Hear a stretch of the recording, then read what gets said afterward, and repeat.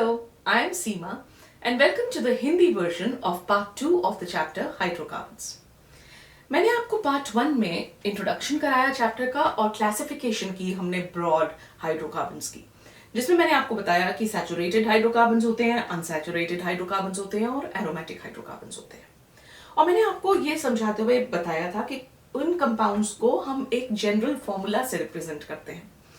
इससे पहले कि हम इस चैप्टर में आगे बढ़े या हम ऑर्गेनिक केमिस्ट्री की स्टडी को आगे हम बढ़ाएं, इन जनरल फॉर्मूले को थोड़ा सा समझ लेना उन्हें याद करने में आसानी कर देता है, बहुत इजी कर देता है समझने में कि ये क्यों जनरल फॉर्मूले हैं। और अगर मान लो आपको कोई किसी का याद नहीं है तो भी अगर आपको एक कंपाउंड याद है तो आप उससे डिराइव कर सकते हो उस फॉर्मूला को। अब एल्केन्स अगर हम लें कि पहला कंपाउंड, पहला सबसे छोटा ऑर्गेनिक कंपाउंड जो पहला होगा वो कौन सा होगा, हमें पता है कि कार्बन जो है वो 4 बॉन्ड्स बनाता है और हाइड्रोजन हमेशा एक बॉन्ड बनाते हैं। तो जो जितने भी ये स्ट्रक्चर्स या फॉर्मूले हैं ये सब एक्चुअली कार्बन की चेन्स पे बेस्ड होते हैं, क्योंकि ऑर्गेनिक केमिस्ट्री, ऑर्गेनिक कंपाउंड्स इतने सारे क्यों होते हैं, क्योंकि कार्बन में कैटनेशन की प्रॉपर्टी होती है कि वो अपने आपस में चेन्स बना लेता है और मल्टीपल बॉन्डिंग भी कर लेता है। तो उसके बेसिस पे ये सारा ऑर्गेनिक केमिस्ट्री है। तो जो सिंपलेस्ट हाइड्रोकार्बन एल्केन है वो कौन सा होगा, एक कार्बन एटम है। ठीक है, एक कार्बन एटम 4 हाइड्रोजन से कंबाइन करेगा और पहला हाइड्रोकार्बन बना देगा जो है मीथेन। ठीक है, अब मानो कि 2 कार्बन एटम है और दोनों आपस में जुड़े हुए हैं, तो 2 कार्बन आपस में जुड़े हुए हैं। हर कार्बन जो है वो 4 बॉन्ड बनाता है। तो ये हाइड्रोजन, अब ये कार्बन को कितने हाइड्रोजन चाहिए, एक बॉन्ड तो बना हुआ है, 3 और बॉन्ड्स चाहिए, तो वो 3 बॉन्ड्स जो है 3 हाइड्रोजन के साथ बनाएगा। और इसके साथ, ठीक है, अगला मेंबर ले लो, थर्ड मेंबर, 3 कार्बन एटम है। अब कितने हाइड्रोजन चाहिए, इस कार्बन को चाहिए 3 हाइड्रोजन, क्योंकि इसने एक बॉन्ड बनाया हुआ है। अब इस कार्बन ने 4 बॉन्ड्स बना लिए, इस कार्बन ने पहले से ही 2 बॉन्ड बनाए हुए हैं, इसे 2 ही और चाहिए, इसलिए ये 2 ही और हाइड्रोजन के साथ कंबाइन करेगा। और इस कार्बन को 3 चाहिए तो ये 3 के साथ कंबाइन करेगा। ये तो हमें समझ आ गया। फोर्थ मेंबर को लो। अब हमें जरूरत नहीं है कि हम एक एक ऐसे अलग करें, हम समझ गए कि अगर एक बॉन्ड बनाया हुआ है तो उसको 3 हाइड्रोजन चाहिए, जिसने 2 बॉन्ड बनाए हैं उसे 2 ही हाइड्रोजन चाहिए, ये हम जानते हैं। तो इसलिए अब हमने चेन बनाई 4 कार्बन की। ठीक है, अब ये कार्बन ने कितने बॉन्ड बनाए हैं, 1, तो इसको कितने हाइड्रोजन चाहिए, 3 हाइड्रोजन, हमने 3 लिख दिया। इसने 2 बनाए हैं तो इसको कितने हाइड्रोजन चाहिए, 2 हाइड्रोजन चाहिए, तो CH2। इसने 2 बनाए हैं तो इसको कितने चाहिए, 2 और, तो CH2। इसने 1 बनाया तो इसे कितने चाहिए, 3 और, CH3। ठीक है, ये हुआ ब्यूटेन। अब सवाल ये है कि इन सभी में हमें कोई रिलेशनशिप मिलता है। इनका पहले हम नंबर ऑफ कार्बन और नंबर ऑफ हाइड्रोजन लिख देते हैं, सिंपल फॉर्मूला लिखते हैं कि मॉलिक्यूलर फॉर्मूला क्या है। इसमें 1 कार्बन है और हाइड्रोजन कितने हैं, 4। इसमें 2 कार्बन है और हाइड्रोजन कितने हैं, 6। इसमें 3 कार्बन है हाइड्रोजन कितने हैं, 8। इसमें 4 कार्बन है, हाइड्रोजन कितने हैं, 10। अब इनके आपस में कोई रिलेशनशिप नजर आ रहा है। अगर आप देखो कि इसमें 1 कार्बन, इसमें 2 कार्बन, इसमें 3 कार्बन, इसमें 4 कार्बन, इससे हम क्या समझे कि जैसे जैसे हम अगला मेंबर लिखते जाते हैं एक एक कार्बन बढ़ता जा रहा है, और जैसे जैसे एक एक कार्बन बढ़ता जा रहा है हाइड्रोजन को क्या हुआ, ये था 4, 6, 8, 10। इसका मतलब हाइड्रोजन जो है वो 2-2 कार्बन बढ़ता जा रहा है। तो जो डिफरेंस है एक मेंबर का दूसरे मेंबर से, वो CH2 का डिफरेंस है, 1 कार्बन और 2 हाइड्रोजन का डिफरेंस है। इसी से आप पूरी होमोलोगस सीरीज बना सकते हो। मान लो आपके पास फॉर्मूला नहीं भी है, लेकिन अगर आपको पता है जनरल फॉर्मूला तो आप 50th मेंबर का भी फॉर्मूला लिख पाओगे इसी रिलेशनशिप के साथ, जो मैं अभी आपको समझाऊंगी। अभी अगर मेरे को 50th मेंबर निकालना है तो मुझे CH2 में 50 बार ऐड करूंगी, लेकिन उसकी जरूरत नहीं है। मैं इनमें एक रिलेशनशिप डिराइव कर लूंगी और वो रिलेशनशिप डिराइव करने के बाद मेरे को कोई भी कंपाउंड बोल दो, मैं उसका फॉर्मूला लिख सकती हूँ। तो अब मैं क्या करूंगी, यहाँ पे इसको, इसमें रिलेशनशिप, मैथमेटिकल रिलेशनशिप डिराइव करते हैं। तो लेट्स जस्ट से कि कार्बन को हमने एक वैल्यू दे दी n, कि कार्बन में जितने भी एटम्स हैं उनको n मान लो। तो हाइड्रोजन का इस n से क्या रिलेशनशिप है। एल्केन्स के केस में यहाँ फर्स्ट मेंबर छोड़ दो, सेकेंड मेंबर को देखो। 2 का 6 से क्या रिलेशन है, 2 2s are 4 एंड 4 + 2 is 6। ठीक है, तो अगर मान लो यहाँ पे n की वैल्यू क्या है, 2, तो 2n + 2 कितना होगा, 6। 2 × 2 + 2 2 2 जा 4, 4 प्लस 2 6। इसमें देखो n की वैल्यू क्या है यहाँ पे 3, कार्बन के नंबर ऑफ एटम्स की वैल्यू को n की वैल्यू बोलते हैं, तो इसकी वैल्यू 3 है, तो 2n प्लस 2 कितना होगा 2 इंटू 3 प्लस 2, 2 3 जा 6, 6 प्लस 2 8, तो हाइड्रोजन्स कितने हो गए 8 हो गए। C4 n is equal to 4, इसमें 2 इंटू 4 प्लस 2 कितना होगा 10, 2n प्लस 2 10। इसका मतलब कि इन अब अगर फर्स्ट पे भी आ जाओ तो आप यही रिलेशनशिप आपको मिलेगा, C1 है 1 इंटू 2 2, 2 प्लस 2 4।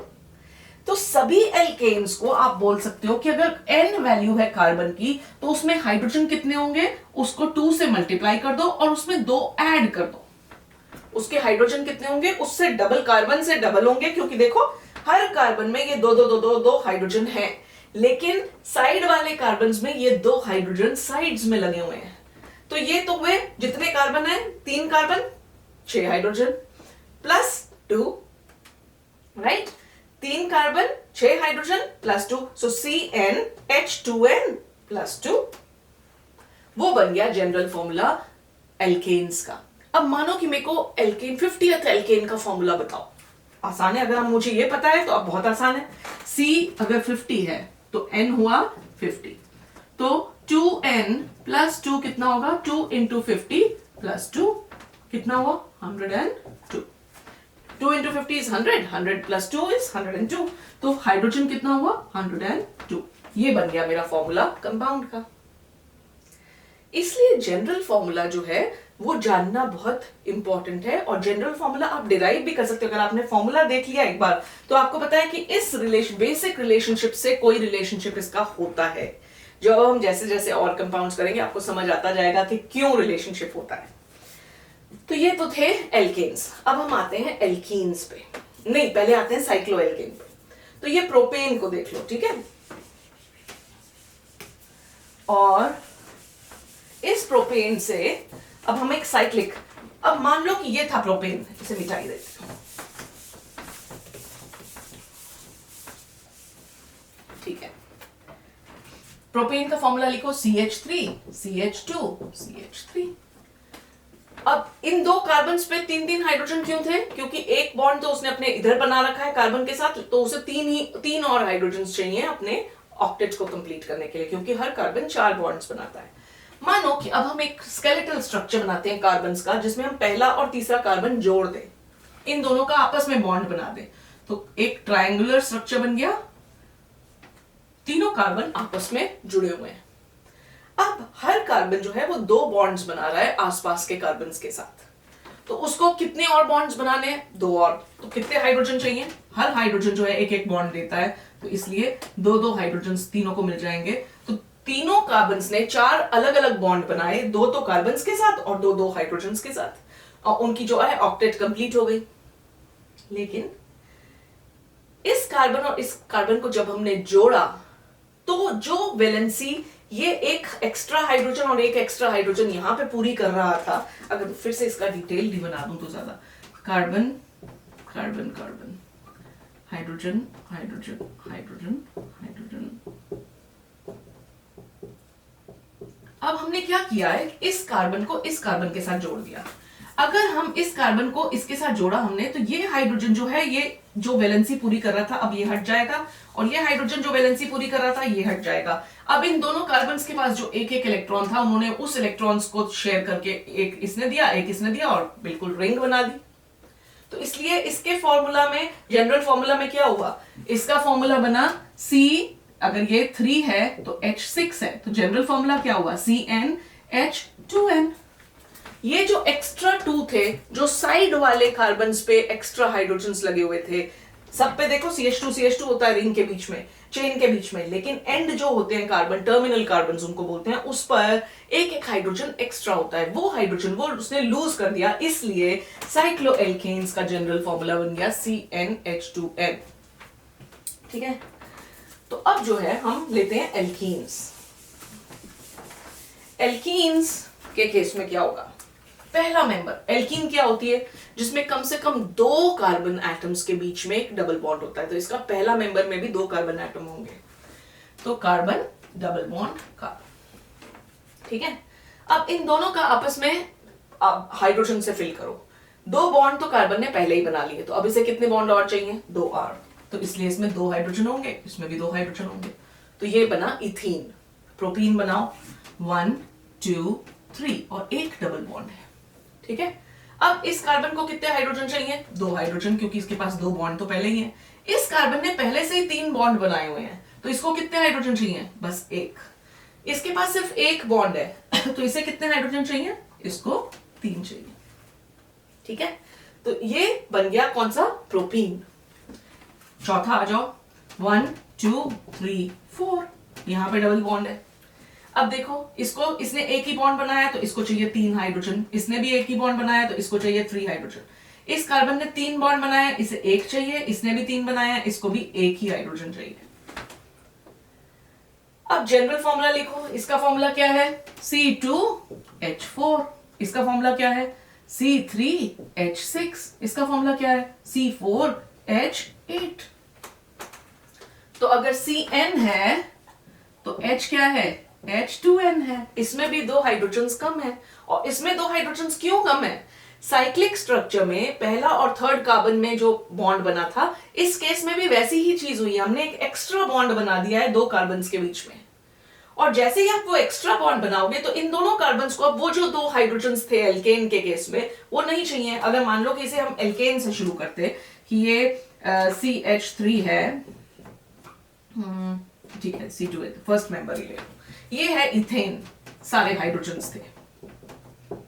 इसका हमने एल्कीन बनाना है, इथीन बनाना है, तो इथीन बनाने के लिए 2 कार्बन एटम जो है वो आपस में उन्होंने एक एक्स्ट्रा बॉन्ड बनाया। कोई भी कार्बन 5 बॉन्ड तो बना नहीं सकता, तो एक हाइड्रोजन जो है हट जाएगा दोनों से, और जैसे एक हाइड्रोजन हटा तो CH2 ये बन गया इथीन। इसलिए एल्कीन्स का जनरल फॉर्मूला हुआ CnH2n। ठीक है, तो अब हम आते हैं एल्काइंस पे। ठीक है, पहला मेंबर देखो, 2 कार्बन है, दोनों कार्बन्स के बीच में एक ट्रिपल बॉन्ड है। ठीक है, अगर ट्रिपल बॉन्ड है, एल्काइंस वही होते हैं जिनमें 2 कार्बन के बीच में एक ट्रिपल बॉन्ड होता है कम से कम। तो अब इसे 3 कार्बन, इसने 3 बॉन्ड्स बनाए हैं, तो इसे कितने हाइड्रोजन चाहिए? 1 हाइड्रोजन। इसको कितना चाहिए? 1 हाइड्रोजन। फॉर्मूला क्या हुआ? C2H2। ठीक है, अगला मेंबर पे चलो, इससे तो समझ में नहीं आता है। अगला member carbon, triple bond carbon, single bond carbon, एक ट्रिपल बॉन्ड इन 2 कार्बन्स के बीच में। अब इसने 3 बॉन्ड तो पहले ही बनाए हुए हैं, तो इसको 1 हाइड्रोजन चाहिए। इसने पहले से ही 4 बॉन्ड्स बनाए हुए हैं, तो इसको जरूरत ही नहीं है हाइड्रोजन की। इसने 1 बॉन्ड बनाया, तो इसे 3 हाइड्रोजन चाहिए, तो टोटल हाइड्रोजन कितने हो गए? 3 + 1 4। कार्बन कितने हैं? 3, सो C3H4। अगला member C, triple bond C, इधर C बना दो, इधर C बना दो। अब बनाओ इसका structure. 1 carbon 3 hydrogen, 1 carbon 3 hydrogen, और यहाँ 4 बॉन्ड, यहाँ भी 4 बॉन्ड, तो जरूरत ही नहीं है और हाइड्रोजन्स की। तो क्या हुआ? C4H6। अब अगर इस टाइप में रिलेशन में जाओ, इनका क्या रिलेशनशिप बनेगा? इनका एल्काइंस का, अगर C की वैल्यू n है, H2n कितना होगा? 2 2 4, ये 4, 3 2 6, 4 2 8। CnH2n से 2 और कम हो गए। जब एल्केन से एल्कीन बनी तो आपको 2 हाइड्रोजन कम करने पड़े। वैसे ही जब एल्कीन से एल्काइन बनेगी तो आपको 2 और हाइड्रोजन कम करने पड़ेंगे। तो अब जब आपको 2 और हाइड्रोजन कम करने पड़े तो आपका फॉर्मूला, जनरल फॉर्मूला क्या हो गया? CnH2n -2। हर एक बॉन्ड बनने से 2 हाइड्रोजन्स कम करने पड़ते हैं। हर एक बॉन्ड जो 2 कार्बन्स के बीच में बनेगा, क्योंकि दोनों कार्बन्स को 1 हाइड्रोजन लूज करना पड़ेगा। ठीक है, और वही हुआ था साइक्लोएल्केन्स के केस में भी, कि पहला और थर्ड कार्बन को हमने जोड़ दिया था। तो दोनों कार्बन, जब भी आप कार्बन के बीच में 2 कार्बन्स के बीच में बॉन्ड बनाओगे तो आपको दोनों कार्बन्स को 1 हाइड्रोजन जो है लूज करना पड़ेगा। ठीक है, तो ये तो थे एल्केन्स, एल्कीन्स और एल्काइंस। अब जब हम फर्दर ऑर्गेनिक केमिस्ट्री पढ़ेंगे तो फंक्शनल ग्रुप्स आ जाते हैं कंपाउंड्स में। जब फंक्शनल ग्रुप आते हैं तो उस केस में भी क्या होता है कि कार्बन के साथ जो हाइड्रोजन्स होते हैं वो हाइड्रोजन हट जाते हैं और हाइड्रोजन की जगह पर वो फंक्शनल ग्रुप आ जाता है। इसलिए वो सारे कंपाउंड्स जिनमें फंक्शनल ग्रुप होता है उनके लिए भी हम ऐसा जनरल फॉर्मूला बना सकते हैं। लेकिन उससे पहले क्या होता है कि जो एल्केन होता है वो अपना एल्केन, एल्कीन या एल्काइन, वो एक हाइड्रोजन लूज करता है ताकि उस जगह पर वो फंक्शनल ग्रुप आकर ज्वाइन करे। तो अब हम एक ऐसा एग्जांपल भी देख लेते हैं। तो फंक्शनल ग्रुप ज्वाइन करने से पहले बनता है एल्काइल ग्रुप। तो एल्काइल ग्रुप में क्या होता है कि ये है लेट अस से इथेन, ठीक है, CH3 CH3, ठीक है, ये भी हाइड्रोजन, ये भी हाइड्रोजन, ये भी हाइड्रोजन, ये भी हाइड्रोजन, ये भी और ये भी, ये है इथेन। अगर इसको इथेनॉल बनना है तो एल्कोहलिक ग्रुप OH ग्रुप होता है। तो क्या होता है कि एक जो हाइड्रोजन होता है वो हट जाता है, और जैसे ही वो हाइड्रोजन हट जाता है तो इस कार्बन के पास ये एक इलेक्ट्रॉन फ्री होता है बॉन्ड बनाने के लिए, ठीक है। ऐसा ग्रुप जो होता है इसको एल्काइल ग्रुप बोलते हैं। एल्काइल ग्रुप, एल्काइल ग्रुप अकेला नहीं रहता, इसको आके फंक्शनल ग्रुप ज्वाइन कर लेता है और फिर वो एक नई क्लास कंपाउंड्स की बना देता है। जैसे अगर OH आ गया तो अल्कोहल्स बन जाएंगे, तो पूरी होमोलोगस सीरीज अल्कोहल्स की बन जाएगी। हैलोजन आ गया तो हेलोएल्केन्स बन जाएंगे, तो पूरी सीरीज उनकी हेलोएल्केन्स की बन जाएगी। तो इस तरह से पहले एल्काइल ग्रुप बनता है और फिर एल्काइल ग्रुप कैसे बनता है कि हाइड्रोकार्बन अपना एक हाइड्रोजन लूज कर देता है और उस जहां पे वो हाइड्रोजन लूज करता है वहां पे फंक्शनल ग्रुप आकर ज्वाइन कर लेता है। तो वो होने से पहले एल्काइल ग्रुप बनता है, और एल्काइल ग्रुप का जनरल फॉर्मूला क्या होगा? एल्केन का क्या होता है? CnH2n+2, है ना, एल्केन का। तो इसमें एक हाइड्रोजन कम कर दो तो एल्काइल ग्रुप का जनरल फॉर्मूला क्या हुआ? CnH2n+1।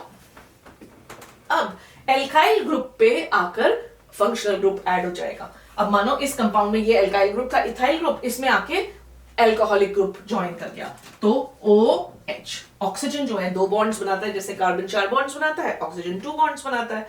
तो इसमें आके ऑक्सीजन ज्वाइन किया, ऑक्सीजन ने एक बॉन्ड हाइड्रोजन के साथ बनाया, एक इसके साथ बनाया, और ये OH बन गया।